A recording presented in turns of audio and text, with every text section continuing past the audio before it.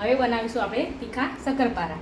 તીખા શક્કરપારા બનાવવા માટે મેં અહીંયા 500 ગ્રામ મેંદો, 3 થી 4 ચમચી સોજી, દળેલી ખાંડ 2 ચમચી, અજમો, કસ્તુરી મેથી, તેલ અને ઘી અને મીઠું અને થોડા તીખા મસાલા લઈશું. સૌપ્રથમ પહેલાં આપણે મેંદો લઈશું, સોજી લઈશું, કસ્તુરી મેથી લઈશું. કસ્તુરી મેથી હાથે મસીને લેવી.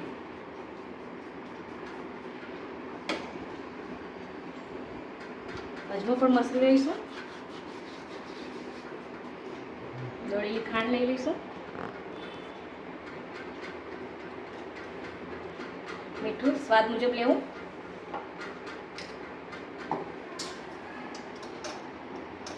થોડી હળદર નાખીશું. 1 ચમચી જેટલું લાલ મરચું નાખીશું. હવે તેલ નાખી દઈશું. 1-2 ચમચી જેટલું ઘી નાખીશું.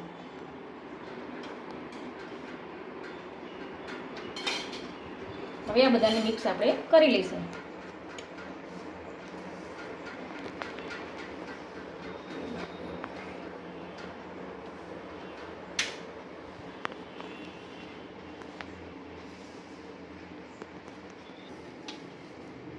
લોટ આપણો આ રીતે મોઈ લેવો અને આ રીતનું મોણ નાખવું.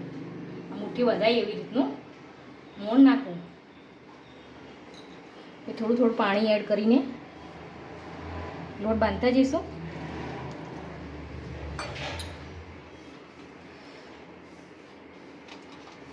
લોટ આપણો અહીંયા એકદમ કઠણ નહીં રાખવાનો, એકદમ ઢીલો પણ નહીં રાખવાનો. બંધાઈ ગયો છે લોટ આપણો અહીંયા બંધાઈ ગયો છે. તો હવે આને 10-15 મિનિટ સુધી આપણે ઢાંકીને એક બાજુ મૂકી દઈશું.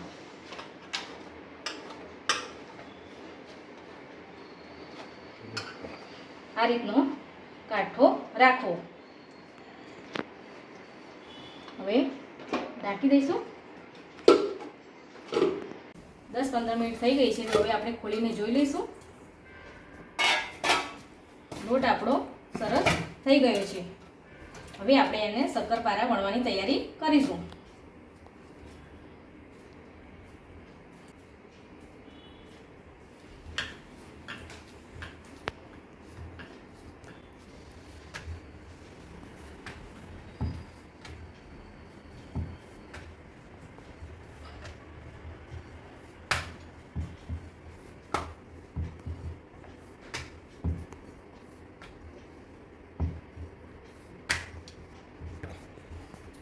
તીખા શક્કરપારાનું જે આજે આપણે જે વણીએ છીએ એકદમ જાડું નહીં રાખવાનું, પતલું રાખવાનું.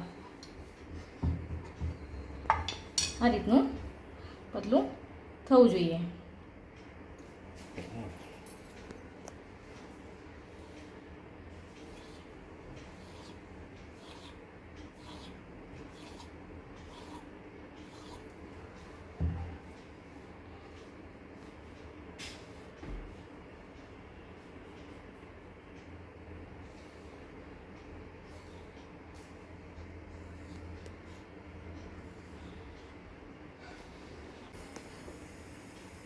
આ રીતના ડાયમંડ શેપના બનાવવાના શક્કરપારા. ગોળ્યા હોય એ ચોરસમાં હોય અને આ તીખા શક્કરપારા ડાયમંડ શેપમાં બનાવવાના. તેલ ગરમ થઈ ગયું છે. તે હવે આ શક્કરપારા આપણે અંદર નાખીશું.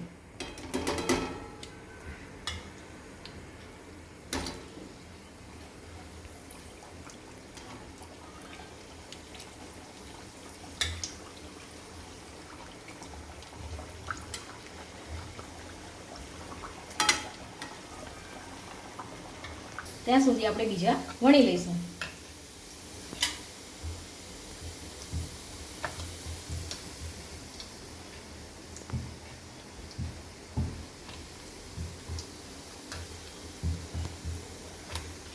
વચ્ચે વચ્ચે આવી રીતે જારાથી આપણે ફેરવતા રહીશું.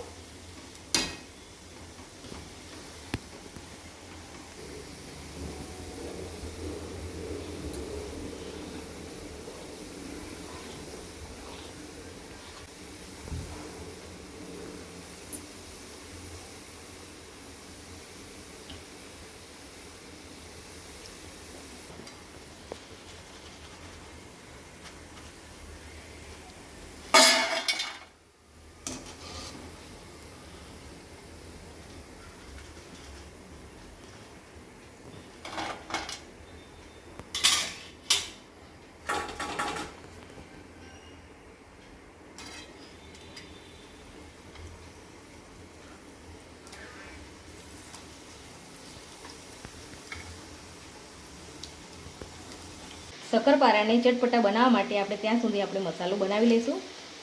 સંચળ લઈશું, ચાટ મસાલો લઈશું અડધી ચમચી જેટલો, અને થોડું મરચું લઈશું. આ ત્રણેયને મિક્સ કરી લઈશું.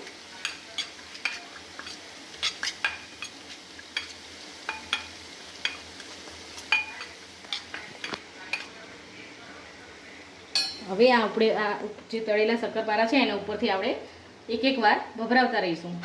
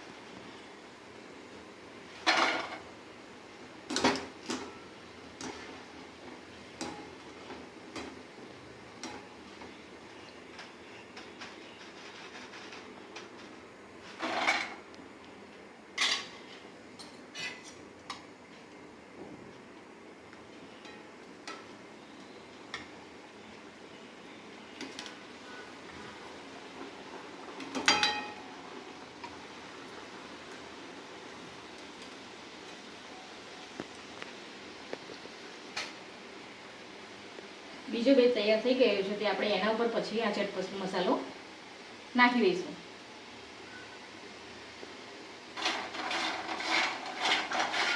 આ રીતે હલાવી લેવા. આ રેસીપી સારી લાગી હોય તો લાઈક કરો, શેર કરો અને સબસ્ક્રાઈબ કરો.